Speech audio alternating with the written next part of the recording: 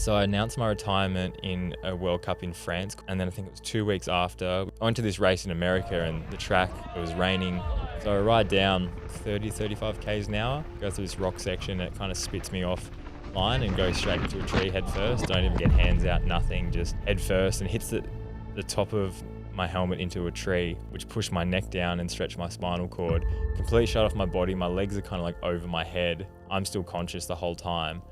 And the first initial thought was like, obviously get up and move. And there was just nothing connected, nothing firing, just me in my head just going, what just happened? Like I was telling them, like, help me, like, please help me. I can't move, can't feel anything.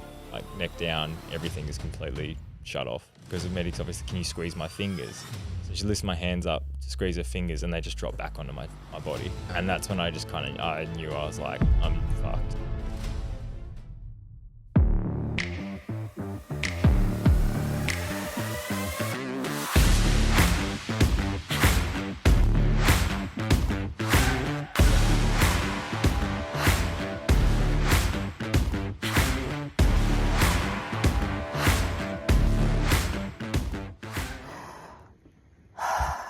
All right, welcome back to another episode of Beyond Your Breath podcast. I've got Dean Lucas in today, the owner, the founder of this amazing studio that we actually record in, and we've been recording lots of episodes in. Dean is a 29-year-old Gold Coast ex-pro athlete, mountain bike racing, right? Yeah, that's correct. Professional mountain bike racer. Downhill racer. Yep. So from 12 to 28, you spent time in that career, 11, 12, all the way up to 28. Is that right? Yeah, that's correct. Beautiful. And I'd love to speak into today, like that whole thing. I've got many things that I want to ask you about. I'm so excited for today. But one thing that I really want to start with is like when someone's a pro athlete, a lot goes into becoming a pro athlete. There is so much that goes into it.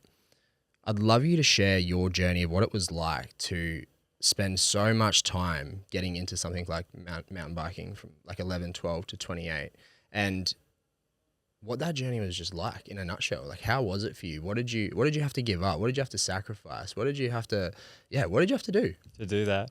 I think it's funny because I find very rarely that people start any kind of sport because they want to be a professional athlete. Like, I feel like that goal kind of becomes a part of the journey of doing it. But you don't start playing football, you don't start riding bikes because you're like, I'm going to make money out of this one day. That's not the goal. Like, I started racing bikes and riding bikes because I enjoyed it. Like, it was fun. Yeah. And then over time, like anything, you get better at it. And then you kind of start to aim towards like, ooh, I could probably do this even better. Ooh, I can do this better. Or maybe if I could, what does the Joker say? If you're good at something, never do it for free. So Love that. It's like the whole thing, once you get really good at something, someone will probably pay you to do it. But starting off, it was kind of mountain biking became somewhat of an outlet for me, and it gave me purpose, it gave me community, gave me friends, and I was good at it as well. I kind of just fell into it. I remember when I did the first race I ever did, what did I do? I think I ended up winning. It was like an under 13s race. And I ended up winning it, and I was like the first one I ever did, and I was like, okay, I'm kind of good at this, because before then I hadn't really like known how good I was. I was just riding with friends and doing that, and then I actually went out and competed and won. It was like, okay, like we've something here in it, and then I fell in love with it and kind of kept pushing, and obviously progressed to at one point being top 10 in the world, which was pretty, like, that was a life goal forever. So to actually achieve that was epic. Amazing. Did you feel like you just had like this natural taking to it? Like some people just have this like unborn like talent that they just finally realize one day. They're like, I'm just naturally good at this. Kind of. I think I kind of Mr. Miyagi'd myself in a way, because I was like, as a kid, I rode motorbikes, I rode push bikes. I just did it for fun, like since the age of like 2 to 3. Yeah. So it was always kind of there. And then when I kind of got in a race scenario, it was just like, I am good at this. And I was lucky enough that I had an older brother and he had friends that would all ride bikes and motorbikes, and I'd always compare myself to them. Yeah. So I was always in a deficit, because it was always, they were bigger, stronger, faster. So what do you do when you're a younger kid? You're like, well, how do I catch up? And you start to put all these things in place to become quicker than them. Yeah. But you're always getting beaten. Yeah. Even just having like an older sibling, like that will teach you so much about losing, because you're always going to be a step behind or a few steps behind. Yeah. So learning to lose early is so much better in the long run of actually becoming a good athlete, because you figure out the things that to make yourself better and push yourself further. But if you're someone, and I said I obviously did this race and won, it was like, trust me, I lost a lot after that. Yeah. But I think it's always better. I always tell parents or kids getting into racing that like learn how to lose first. Like learn how to lose and not accept it, but become okay with it. Yeah. And then figure out ways to win then. Because it's like when someone just wins all the time, as soon as they lose, they don't understand it. Yeah. And then they just kind of fall in a bit of a heap and go in this mental kind of like to torture themselves mentally. And then they end up kind of quitting most of the time is what I find. So yeah, learn to lose. And then what do you learn from that like loss and that feeling of, I don't know what you'd call it. Disappointment. Yeah. And like what that you maps build over into life. Hey, like, you know, how you deal with disappointment in life is so important. Like, do you let it crumble you? Like, do you let it make you sour?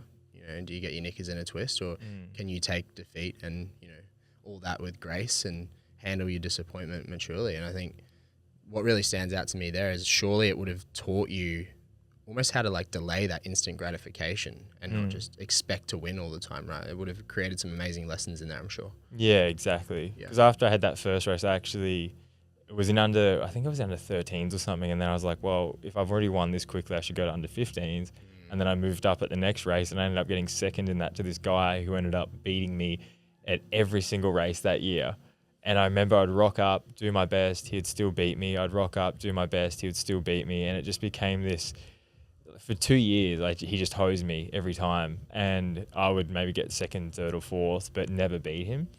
And it kind of starts to build that resilience in you because you're like, what's he doing? How's he doing this? And eventually it took me 2 years and then I finally beat him and continued to beat him. And then he ended up quitting. Yeah. And it was like, he'd never known how to lose. And then as soon as he happened, he's like, oh, this sucks. And then checked out. Because you beat him. Well, not just me. I think a lot of people he was quite big for his age and like quite mature. And I think he just had talent and matured quite early. So then when everyone else kind of caught up to him, and then was kind of the same size, same amount of strength and whatever, he was just like, oh, well, this sucks now. I'm not winning easily. I'm just going to check out. Yeah. And I think people need to like I said, learn to lose and figure out how to lose to then actually go in and go, oh, fuck, I need to do this, this, this, and this if I want to progress and do better. I feel like that's just like such a metaphor for life, eh?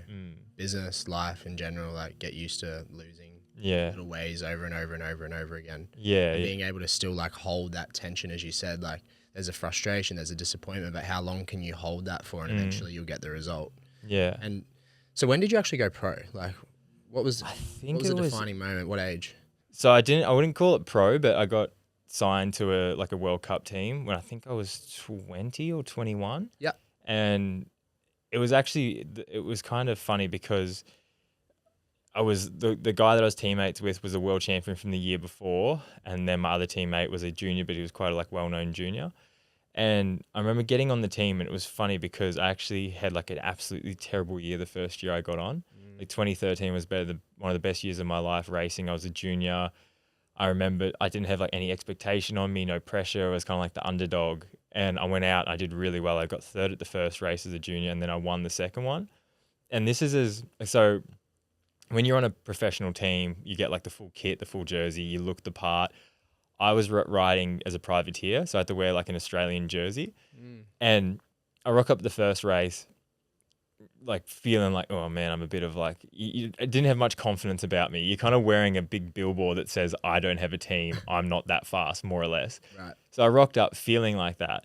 And then I got third, and the two guys in front of me were both on factory teams. And I was like, oh man, like that's all right. And then I went to the next race and ended up winning. And it was like I wore that jersey as a badge of honor because it's like everyone can see that guy. He doesn't even have a team and he just smoked all these professional riders. So I think it's like you need to, like the Eminem rap battle at the end where he like brings up all this shit. Yeah. And it's like you need to own your like the things that you think are like negatives in your life. You kind of own them and you don't try and hide away and go, this is me. This is where I'm at. I think that has so much power in it as well because you go, I have less than you and I'm doing more than you. And I think it's like view it that way and don't view it the way of, oh no, I can't beat these guys or I can't compete with them because I've started behind where they are. Absolutely. And it's like so many people have started worse off than where you are right now and have done way more. So it's like start using that as your fuel and your fire. And then when you do make it, you're like, look where I made it from. All these people had handouts, they had people helping them, they had people investing. you just grind it out to the point where it's like, okay, I'm beating you. And I had a way harder start. But I remember that was such a confidence boost. And then I came back, and that whole year was it was just fun. It was just really fun. I had no pressure on me. I started to build confidence. I think I ended up fourth in the overall that year as a junior, and got another second in Canada. And it was just like I felt like all this momentum, and then got signed to a factory team, and then this pressure just came crashing down on me, and I had one of the worst years of my career because when you're expected to do well now, Yep. and it changes your whole approach to something, and like literally the world champion from the year previous was my new teammate, so the best of the best, and then I'm just this up and coming kid that's like trying to make it, and then felt this pressure, and then didn't perform, and then crashed, and it was just like. I think it was like, was it the fun taken out of it almost? Partly, yeah. Yeah. Yeah, I like doing things for me. Yeah. And then as soon as someone tells me I have to do something or expects me to do something, I kind of run the other direction, which I wish I wasn't that way. But it's funny that it happened in 2014, and then I got my shit together in 2015, had one of the best years of my career, got a third place in elite as a up and coming, I was like the fastest kind of up and coming rider of 2015, got a podium, got some top 10s, got 12th in the overall, which was like, holy shit, we kind of were doing it. And then ended up leaving that team because I got signed to another one, had a good friend of mine as a teammate, and I finally was going to get paid. So I became professional in 2016. And then again, that 2016 year was like even worse than the 14 almost. Like I had injuries, I had this, it's weird when people don't tell you what it's like to actually make it. People always kind of build you up to, if you fail, oh, it's all right, you can do this, and it's okay if it doesn't all work out, you can go down this other path, and don't be so butthurt, and blah, blah, blah. And when you actually make it, no one really prepares you for that. No one prepares you for, okay, now you're getting paid to do it, your lifestyle is going to change, this is going to change, the pressure is going to change, the eyes on you, like all these different things come into play.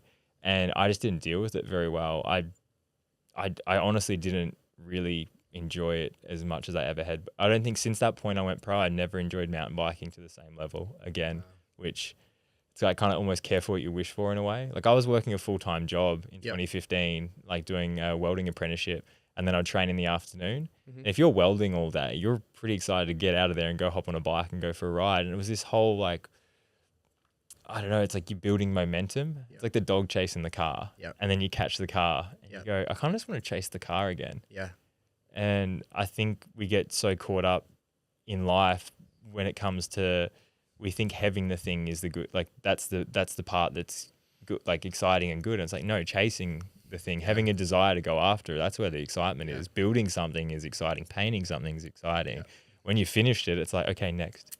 You know, I think do you follow Andrew Huberman? A little bit, yeah. He talks about this, like we're most dopamine rich in the pursuit of what we want. When we get it, there's this drop off. It makes a lot of sense. Like when you look at, Olympic athletes, once they've achieved the pinnacle and they've got their medals, like there's so many reports of like depression and people just not feeling that great or losing the enjoyment of it. I think of people in the UFC like Conor McGregor, like when he was on the up, he was a different person. Yeah. But when he made it, when he had all the money, when he had everything, when he didn't really need to anymore, that drive was gone, things changed. And how did you find a way to somehow like keep that feeling there to keep showing up? Was there a way that you were able to like reinstall it somehow once you were there? In ways, yeah. I try to surround myself. It was hard as well because all my friends I grew up racing with got jobs, they got girlfriends, their life changed, and I stayed in it, and it's like a passion became a job, and I used to do it so I could hang out with my friends and go riding. Then all my friends stopped riding, and then I had to do it because I was getting paid. And I don't want to sound like I'm complaining about it. Like I loved racing my bike still, and it was a cool career and got me to see the world, but it definitely changed the enjoyment around what it was, and it was never the same again. And that was also, and like you can't, like I'm not actively going like I hate this, I don't want to do this. I'm like I want to love this, I want to enjoy this, but it just never was the same for me. And it was always something that I battled with a lot. Just a lot of isolation as well, training by myself, like going for 2-3 hour trail bike rides by myself, going to the gym by myself, traveling overseas by myself. When I'm overseas, I ended up on a team that was predominantly French, so then that felt isolating there. So I'm like, man, I just felt alone a lot of the time. And I know everyone could look from the outside and go, you're living the dream. But I was just like, the dream wasn't quite the dream at the end there. So, And not and yours. not mine. Yeah. And again, it's like, I don't like complaining about it because I know how like lucky I was, and I am grateful that I got to live Sure. this life for so long and push myself on a world stage and get the most out of my racing. But like at a certain point, it's like things change. Yep. And I think you need to adapt when things change and actually kind of work out your why behind what you're doing and where you're getting enjoyment. And that's why I ended up retiring like pretty young, really. Like I was 28 when I retired and went into a new career that I'd never been into before. But I was like, hey, let's try this. Let's see what this is like. Because what I'm doing right now isn't fulfilling me. It's not giving me the purpose it used to. And I'm just not as motivated to push myself in that way. And I think if you're in something and your heart's not fully in it, it's not right. Let's talk about the retirement part, and not long after that, having your spinal injury. Yeah. Like, how long after announcing your retirement? So I announced my retirement in a World Cup in France called Leger. Yeah. And then I think it was 2 weeks after we had a race in America in a place called Snowshoe. Yeah. And went there. And after I announced it, it was kind of like it felt over already. Like it felt like, all right, like it's done. And it was like relieving to just put it out there and go, okay, like, I don't want to do this anymore. I can stop trying to like and ah about it. Like it's there. Yeah. And I went to this race in America, and the track, it was raining most of the time we're there. And it's this real slippery red clay, super challenging to race on and ride on. So I was not really feeling it. It was just dangerous. And I didn't want to be there, to be completely honest with you. I was like, I don't want to do this. This sucks. I've announced my retirement. There's no point. Like, why am I even here? And I was at the top of the hill. It was the day of qualifying. I was at the top of the hill, and the track, it would get sun later in the afternoon. I did one run, and the thing was just not it. Almost had 2 crashes in practice. Then I was at the top of the hill, and I was like, I'm going to wait for qualifying to be on when it dries out. And my mechanic, I throw him under the bus, but he's like, just go do one more. Just go do a cruisy one, have a look at it. And I was like, yeah, fair enough. So I ride down near the top of the track. I'm doing probably, I'm going to say like 30, 35 Ks an hour. Go through this rock section. I can send you the video as well, because I had a GoPro on at the time, but go through this rock section, and it kind of spits me off line and goes straight into a tree head first. Don't even get hands out, nothing, just head first, and hits the top of my helmet into a tree, which pushed my neck down and stretched my spinal cord, which completely shut off my body. So completely shut off my body. My legs are kind of like over my head. I'm still conscious the whole time. And the first initial thought was like, obviously get up and move. And there was just nothing connected, nothing firing, just me in my head just going, what just happened? And it felt like instantly like a nightmare. And I've had some big crashes, and I've been in that situation before, and you can kind of analyze pretty quickly what hurts and what doesn't, and broken bones and whatnot. But this was different. And the medics came over, and I was telling them, like, help me, like, please help me. I can't move. And they lifted my legs over my head, laid me out flush on the ground, and started talking to me like, oh, can you move? Can you feel anything? And I was like, I can't feel anything. Like, neck down, everything is completely shut off. And I'm thinking, I've just broken my neck and probably never going to walk again. And How's that? Like, I can't even imagine what those moments would have felt like. Feels like a nightmare, man. You're like waiting. You're like, this isn't real. This isn't real. I'm gonna wake up soon. This is not happening. So strange to want to move, but then not be able to move. Nothing. Yeah, it's like I've never felt anything Just like paralyzed. it. Paralyzed completely. Yeah. Never felt anything like it before in my life. And all this is like going on, and the lady comes over, and she's like, "Can you?" Because the medics obviously, can you squeeze my fingers? So she lifts my hands up to squeeze her fingers, and they just drop back onto my body. Wow. And that's when I just I knew I was like, I'm fucked. This is the worst possible situation I think any athlete, especially in action sports, would put themselves into. 100%.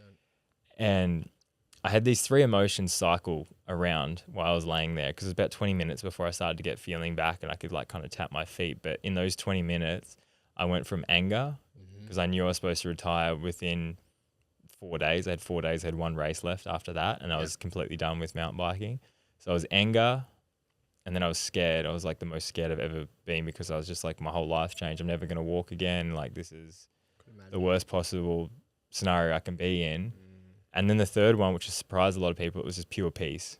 And I was completely at peace with the situation because I couldn't do anything. I just surrendered to that moment fully. And I can put myself back in that moment. And I just remember looking at the trees, and I had like the sun was on my skin, and I was so present in that moment, the most present I've ever been in my entire life. And there's all this stuff going on around me. There's medics and there's other riders and there's just the crowd and everything. And I just remember being so present in me and just thinking that there's nothing I can do right now.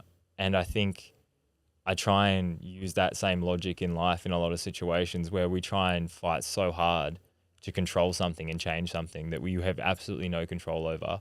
And as soon as you surrender to it and you can just drop into yourself, man, it's like the nicest feeling you can do. And those three emotions would keep cycling and keep cycling. Imagine like 20 minutes would have felt like a day, man. Oh, it was Like a day. I'm just, yeah. And it was like, again, I would be at peace. I'd be happy. And then I remember looking over as well. And because the lady's like, oh, you're moving your arm. And I looked over, and you know, when you see someone that's had a spinal cord injury and they can like move stuff, but it's like they can't, it's like not really doing much. Yeah. I couldn't feel it, but I could move it. And that almost freaked me out worse because now I'm like, oh, you're a fucking quadriplegic. Like you can move it, but like it doesn't, like, you know what I mean? And then I'd be terrified again and like trying to stop panicking. And then I'd just go back to being angry and then sad and then at peace.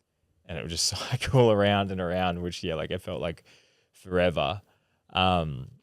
And then they got me on a backboard and started taking me out. And when they were taking me out, I started to like tap my toes on the back of this. I think it was like an ATV or something they took me out on and then helied me up. But when I was tapping my toes, I asked the person that was helping, like, am I tapping my toes? Because I didn't really know. And I'm strapped to a board. And like, yeah, you are. And that's when I kind of was like, oh, fuck, like I might be able to walk again. Like this might not be as bad as and that was like the most relief I've ever felt in my entire life. Because it was like, okay, you can move your feet, like you can move you can do something. But Yeah. man, like I try not to go back to that place very often, but it's also nice to know where I've come from to now. But yeah, there's such a, like, it's like how much faster would if I was going a little bit faster, would I never be able to walk again? If I hit it on a certain angle, would I never be able to walk again? Like how close did I come to just being in a chair for the rest of my life and not being able to live the life I'm currently living? So yeah, I always think about when I'm having a bad day or things not going right, I'm like, man, you can walk. You got feeling in your body. You dodged an absolute bullet. Like you should be so grateful and happy that you are where you are. And I think anyone that's gone through something that's pretty traumatic like that should, and not just in a physical sense, but relationships, marriage, family that's been like really tested, it should be a good reference point to be like, life's not so bad. Yeah. Like I've been through some hard shit and I've come out the other side and it's all good. Like look where you are now, look at the work you put in, look what you're doing with yourself and just enjoy it. Like we were talking before about how you're always you can always look at the next thing and you don't appreciate the kind of where you've gotten to and where you are. And I heard this guy talking about like when you climb a mountain, what do? You look out at the other mountains, and it's like you don't look down and appreciate what you've actually done. There's always that next thing. So I have moments when I just kind of am not feeling the best that I really appreciate. Like, fuck, man, you've come a long way from where you were when that happened, and the recovery process to come out of it with, like, I lost temperature in my body for over a month. I had numbness in arms and legs. Like I couldn't really lift them above my head. Like it was still a lot of rehab and a lot of like mental will to try and like come back out of it and actually want to recover. Because you wake up, like I'd wake up some mornings and be like, what's the point? Like what's the point in even trying to get better? Yeah. And that's a dangerous place to be when there's not even a desire to heal yourself because you feel like it's so far away from where you are now. So yeah, definitely some low days, but then coming out the other side now, it's like, all right, now what can we do to show how far we can go in the other direction? So yeah, that's such an amazing story. Thank you for sharing it in such depth. Yeah, I was really sitting there like, not that I ever could, but attempting to put myself in your shoes for a moment. You know, I've had sleep paralysis before, and even like 10 seconds of not even being able to move my body was like a terrifying experience. So when I'm sitting there trying to think of what 20 minutes would feel like, and the unknown. And I think through the unknown, you cycling through all these different emotions. What really stands out is kind of like the grief cycle. It's like I'm angry that this has happened. I'm sad that this has happened. But then I've accepted, like the last stage is acceptance, and you're just moving through it because you just literally didn't have another choice. And like I haven't known you that long, Dean, but something that I've really noticed about you is you just ooze this like this happiness. Like you just have this energy about you that's like you just want to squeeze the most out of life. That's how I could probably describe it in my own words.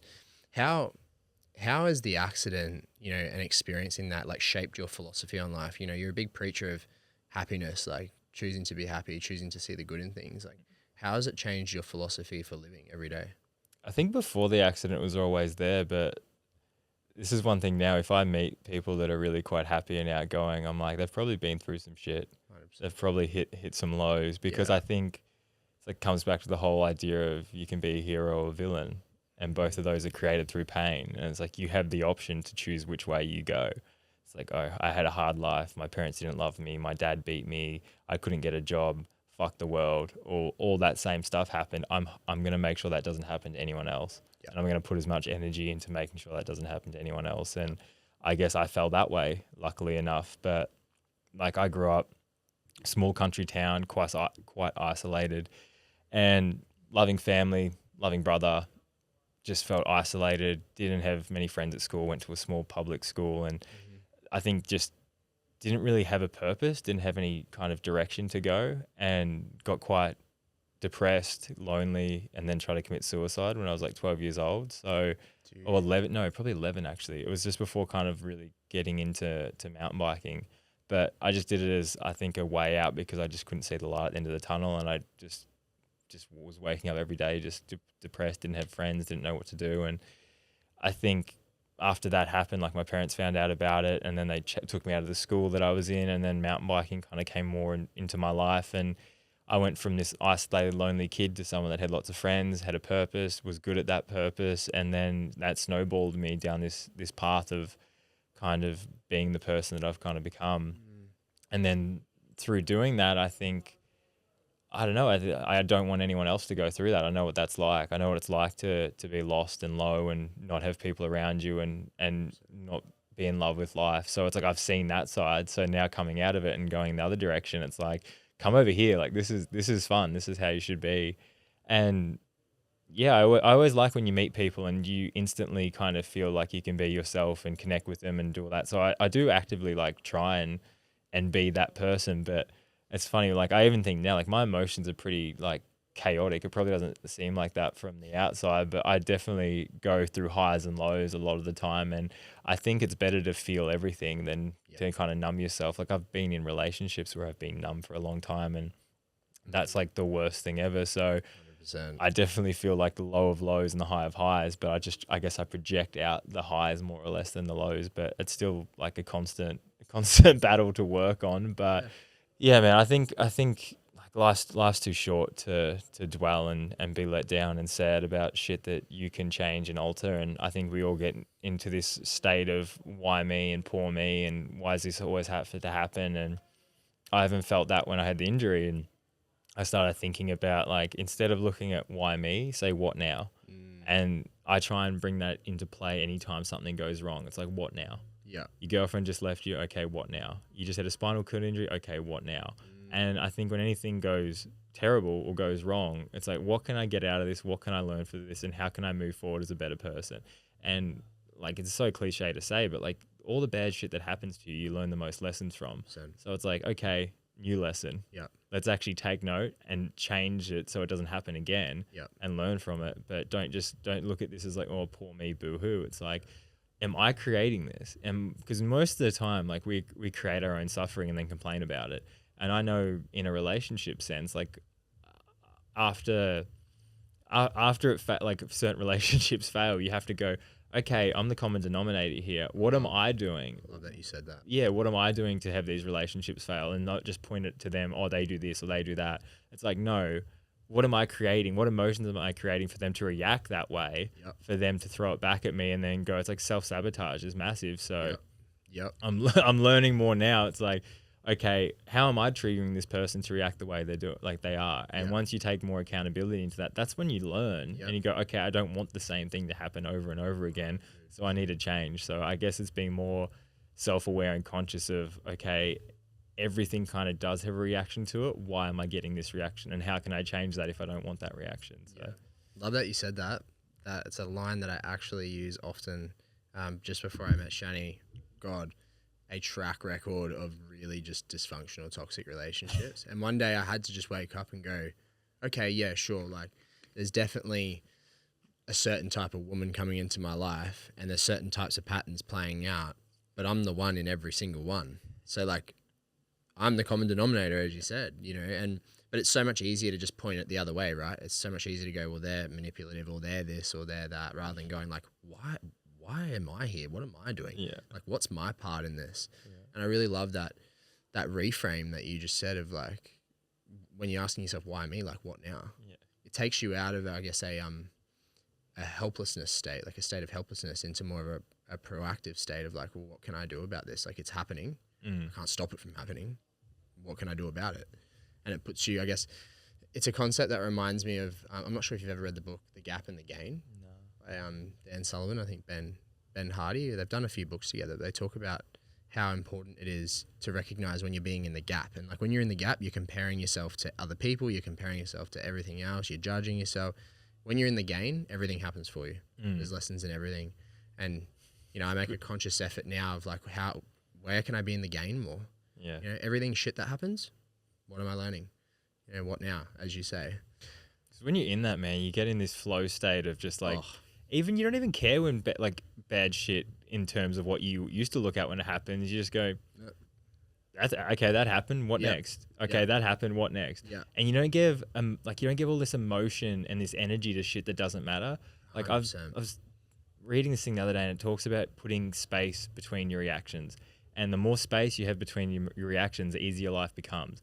And I'm convinced with like social media, toxic friends, all this other stuff, that is filling that space between you and what happens to you. Like, that's you in life. It's like you feel that with like social media, like obviously toxic social media, there is good stuff on there, but like toxic friends, like, I don't know, bad relationships, all this different stuff. When something happens to you, you don't have that space to actually go, okay, what does this mean? Sit in it, don't just react to it, and then move on. Because I know when I'm in that state of mind and something happens, it goes, okay, Yeah. on to the next. Yeah. Like I know, it sounds like really cliche, but when you're really happy, like bad stuff doesn't happen because you just don't allow it to be bad. Exactly. Like I remember when I drove up the coast, when I first came up to the Gold Coast and properly like explored what it was and fell in love with it. I was driving, just got this brand new van, and a rock flung up and hit my window and put a massive chip in it. And I was so happy that I just looked at it and I just didn't care. Yeah, oh, well. It's like, I don't give it doesn't matter. Like, but it's so easy to look at that and just be angry. And I was like, okay, so now you have a chipped window and you're angry. You can just have a chipped window. And it sounds like so obvious, but so many people react to all these things. Like, oh, this happened. My window got chipped. Oh, I was late for this. Oh, I spilt this on. It's like, so? Yeah. It doesn't matter. 100%. It really doesn't matter. It's like you control exactly how you feel in moments. And I think we lose sight of that because it's like, if you get cheated on or something happens, like, yeah, it sucks, but it's like, okay, that happened. Yep. Next. Yeah. What's the other option? Just sit and dwell. That's it. It's like everything that happens to you, you have an option to go this way or this way. Yep. That's completely on you. Yep. You have the power to react in any way you want. Yep. And I guess this probably comes back to with your breath work and everything, that if you can focus in on your breath and learn how to control it and use it, that gives you that clarity in those moments to go, all right, something happened that I don't like, but I'm not going to give it the power over me to determine how I show up today. It's like, that happened. Okay, what now? Let's fix it. We literally talk about this all the time. Like, the state of your reality really does is determined by the state of your nervous system. And your breathing is a way to change state within your nervous system. So, the difference between you reacting to the rock hitting your car or just being like, meh, is what state of your nervous system are you in? If you're already more activated, you're way more likely to react in a way that's activated. You'll get pissed off, you'll get upset, you'll dwell. But if you're grounded and you're in control of your emotional state through breathing and things like that, then your reaction is totally different. It literally is the tool to your entire system. Breathe faster, you'll upregulate. Breathe slower, you'll downregulate. Like, it's a thing there, and we're really passionate about teaching it. And I know, like, we spoke off camera around, you know, a bit of breathwork stuff, and you know, obviously you've used some for performance, and you've also used it for struggles, you know, and personal challenges. Do you want to speak into some ways that you've used breathing techniques and breath for both your career in, you know, mountain biking, and then also too just in your personal life? Because we have a lot of people who tune in here because that's what we do. Yeah. So it'd be cool to hear from, you know, an ex-pro athlete and just, you know, yourself in general, like how you've used it. Yeah, I'll get a clip for you because I reckon the people would probably listen to this. But if you want to get over your ex-girlfriend, do breath work. Oh yeah. Because me and my ex, we broke up, and I was still caught up on her. I wanted to make it work. Yeah. I was still a bit sad, jealous, all those emotions that come with the breakup. Yeah. Actually had a party at this studio. A friend had a party here, and I always like to do breath work just when I'm a little bit on a level. Yeah. So we did breath work, did I think 5 rounds of like the Wim Hof breath work. In the last one, I just dropped in. I was like, I'm just going to go as deep as I've gone and just see how long I can hold for. And everything fell away. And you know, when you have that urge to breathe, like that panic, that completely dissolved into the moment. And I remember just finding myself again. Like, I remember, I don't know how long I didn't pass out or anything like that, but I kind of came to with people around me going like, Dean, are you okay? And I was like, I'm the best I've been in so long. Like, I found myself again in that moment. And all those emotions completely left my body. And it was the biggest turn from like jealous, angry, annoyed, upset, sad, to then the literally best version of myself I could be. Yeah.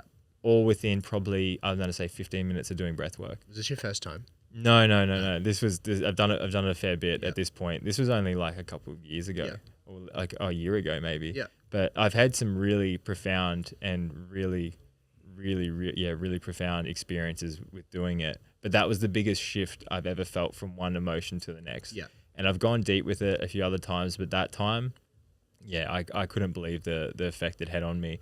And it's funny, I've done it afterwards, almost chasing that. And it's like, it's a thing. Yeah, and like, you can't do it to chase. You just got to be in that moment and be present with it and see what comes back. Because I feel like in that clarity of shutting everything else off, and I guess this kind of comes back to obviously when I had my accident, I was completely at peace. It was like in those moments of breath work when you're kind of shutting off the rest of your body deliberately, you can find those moments of peace as well. So yeah, I did it.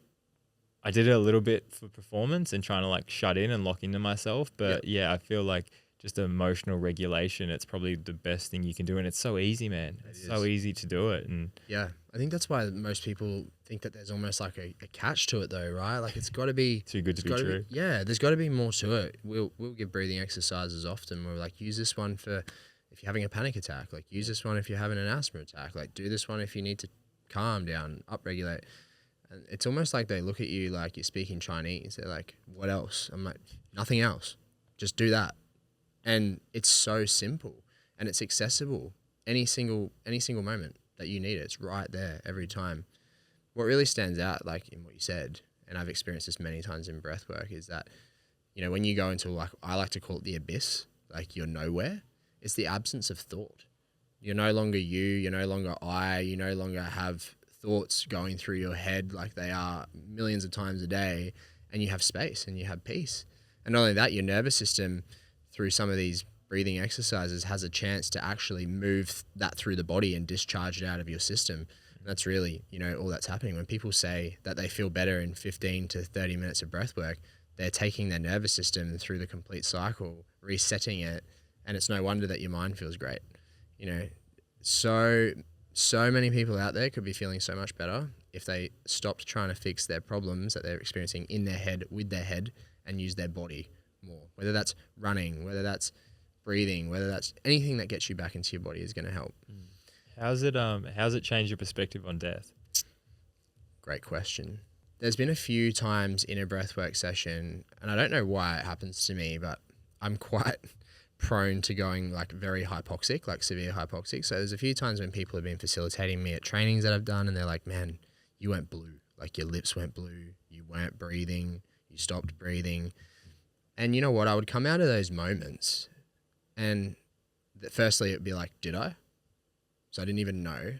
But secondly, there was just this level of peace and nothingness, but also everything at the same time. That sounds very abstract and weird, but it was nothingness and everything at the same time. Like coming out of those experiences, you know, I'll often sit up or, you know, lay on my side and just have this extreme level of a quietness of mind and clarity of my whole body and my whole system, and this urge and this desire not to fill it again, like not to fill it with just social media, like you said, and just random shit and like pop stuff back in there. So I guess with death, I don't know if I've ever like had a shit relationship with death where I've ever been truly like scared of dying, but I think that some of these breathwork experiences have taken me to depths that allow me to somewhat imagine what it might be like.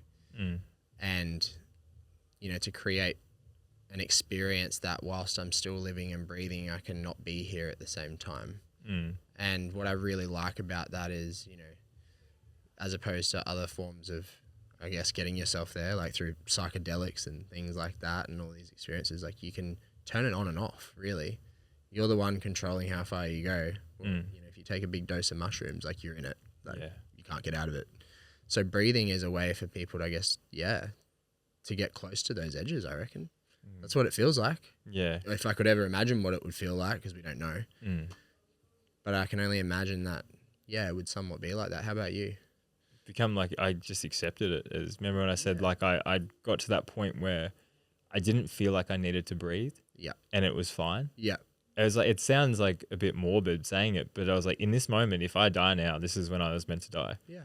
And it sounds acceptance. I was like, and it's that thing where it's like you go into water and you're like, I need to breathe. And you go into that panic and your body goes into panic and then you need to breathe. And that just shut away. Yeah. And you just fall into yourself and realize, like, obviously you can go large amounts of time without breathing if your body is completely at peace and you're not trying to, you're not anxious and fighting and engaging muscles and stuff like that.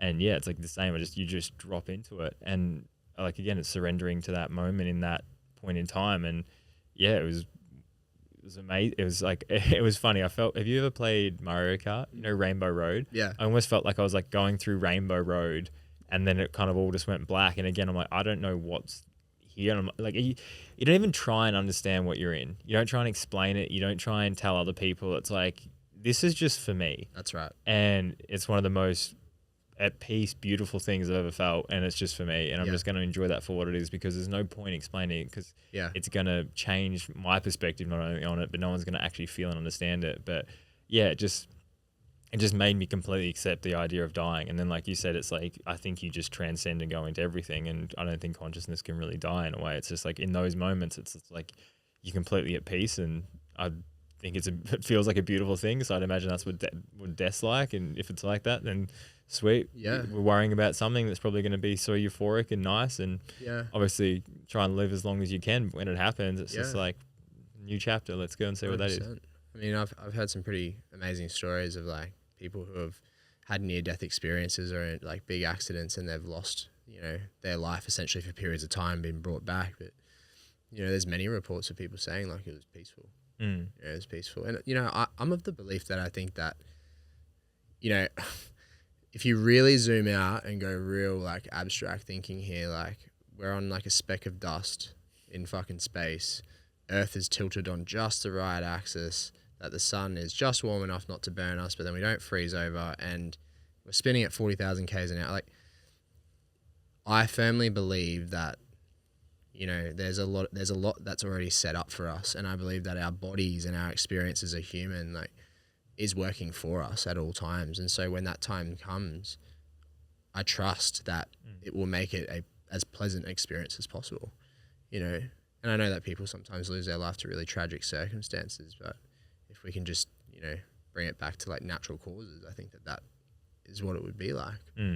And things like breath, I think, are really great. Like, even if we're talking about death, there's a lot of people out there that fear death, you know, like Shani is my partner. Like, she, you know, has had to work around fears of death herself, and being able to go to places where you're not really you anymore and, you know, step out of what you know as reality can somewhat help you make peace with those things too. And even just the hard shit in your life, you know, when things are hard, how can you have something in your back pocket that allows you to get yourself a little bit of space away from it all, and you can come back a bit more rejuvenated. That's what breath's like for me most days. It's just the tool, it's the anchor. Yeah. Cool, man. I could take this in like a million directions. I've really enjoyed this. I've loved how raw and open and transparent you've been about everything. It's going to be great for listeners. But the theme of this podcast is becoming limitless in your own way. So, you know, obviously Shani and I do the breathwork facilitated trainings, but we called this Beyond Your Breath because we wanted to talk things beyond just breath, talk to people like yourself beyond just breath. So the theme of it is, you know, becoming limitless, and you know, everyone, I guess, has their own interpretation of what that means for them. Everyone has had their own struggles, their own challenges, their own limitations that they've had to transcend to become limitless. If you could describe what limitless means to you in a few words, what would you say? I think being limitless is having a desire worth suffering for, worth chasing. I think self-inflicted suffering after a purpose and a goal is probably like when you're in that, you're limitless. There's probably you do anything to achieve it. Yeah. And I think that's what a lot of people lack at the moment, and that's why I think you hear like suicide rates in males are so high and people are struggling, and mental health is at an all-time high. It's like people don't have desires, and they don't have desires to go after those things. Yeah. And I remember it was funny when I was competing and being an athlete, I had friends that'd be like, oh, you've got it so easy. And people would always kind of downplay it. And I just kind of thought, I was like, what do you want to do? Like, what's your dream? What's your goal? What's your desire? And I'm like, I don't know. I'm like, so I have it easy, and at least I've actually come up with what I want to do.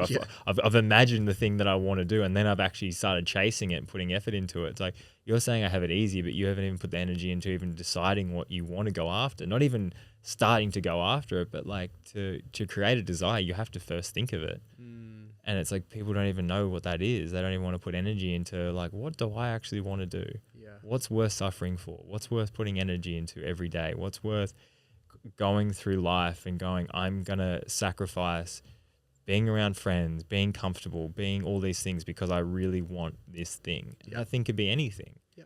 But it's like, for whatever reason, we are so much more attracted to comfort, and comfort just completely stagnates us in life, and it just keeps us in this like nice little bubble. And it's easy to do, man. Like even creating this studio now, like it's not that hard. Like I'm saying I'm busy, and it's good that it's getting busier, but like, man, going out and grinding as a pro athlete and having to show up when it's pissing rain in the middle of Canada, France, wherever it is, where there's 40, 50,000 people there, and it's like you have 3 minutes to perform. Like that's hard. Yeah. Like it's also fun when I was doing it, but that's pressure. Yeah. Like when we worked out, when I competed for my whole year of racing, added up to I think about 28 minutes of racing. So my whole career, my whole life, everything, getting paid, traveling the world, going to like 7 different countries. If you condense that all down to just my race runs combined, added up to about 28 minutes of racing. That's crazy. So man. you want to hear pressure cooker situation? 100%. So that's like months of training, years of practice. Yeah. 7 countries, hours of travel, heaps of money, all this stuff condensed down. For less than half an hour. Less than half an hour.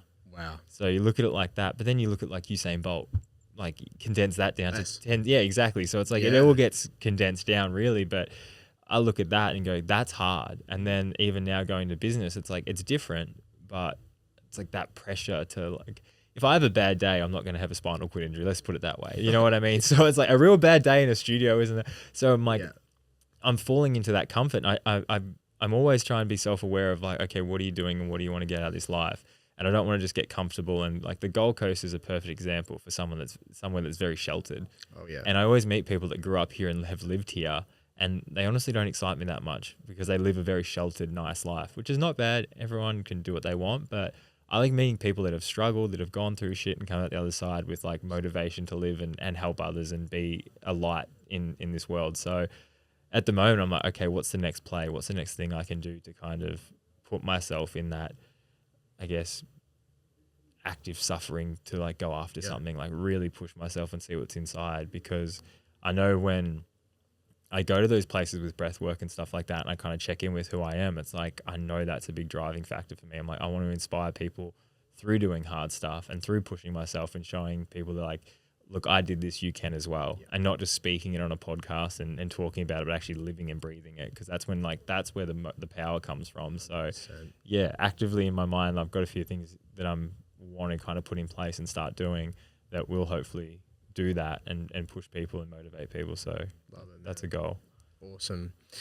And lastly, where can everyone find you? Like, yeah, what are you up to these days? This is your business these days, the studio? Main thing now is, the Nest in Burleigh is the studio. I got a podcast called Dan Ends with Dean, but I think I'm going to take a little break from putting stuff out. I feel like I'm in a point in my life now where I kind of need to kind of soak in information and stop just getting behind a mic and speaking it. I feel like you get to a point where you're like, all right, like I need to check in with me and work on me more or less than just trying to put out information and actually do some learning. But I've got Instagram, Dinos Mykonos, last name, not actually Mykonos, Dean Lucas, but I've got that, and trying to kind of set some things in place this year to get some stuff done. And then I wanted to just travel a little bit as well. Nice, man. About to put a guy on Tuesday to start, actually no, on Wednesday to start doing some work for the studio throughout my time, and go adventure a little bit and kind of see the world and enjoy life.